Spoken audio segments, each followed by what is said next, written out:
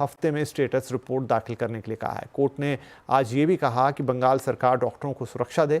Court ने doctors को भी कहा है कि वो कल शाम 5 बजे तक काम पर लौट आएं।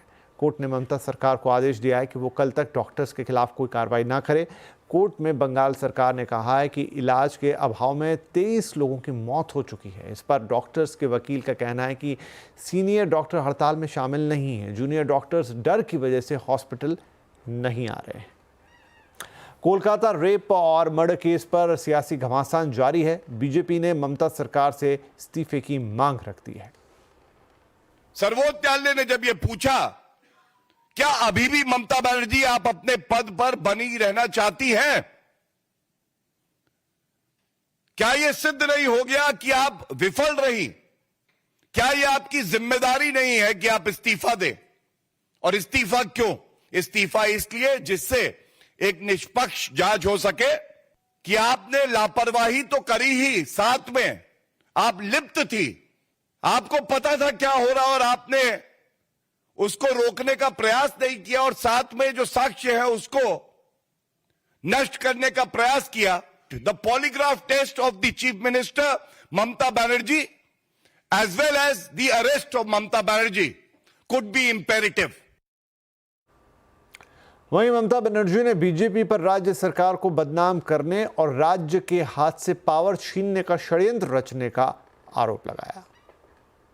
বাংলাটাকে গ্রাস করবার জন্য পুলিশের হাত থেকে সবটাই কেড়ে নিতে চান রাজ্য সরকারকে, কেন্দ্রীয় সরকারের এর মধ্যে পুরো চক্রান্ত আছে এবং আরো কয়েকটা left parties they are also involved in this conspiracy. Kolkata police commissioner আমার কাছে নিজে এসেছে অনেকবার পদত্যাগ করার জন্য, গত 7 দিন আগে।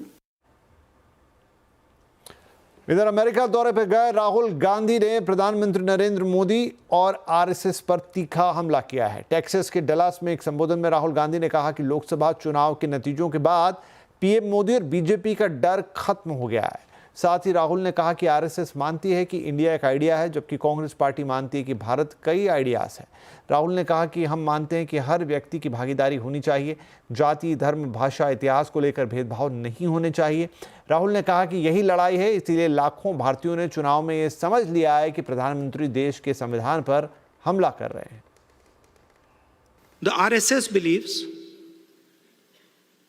that India is one idea. And we believe that India is a multiplicity of ideas.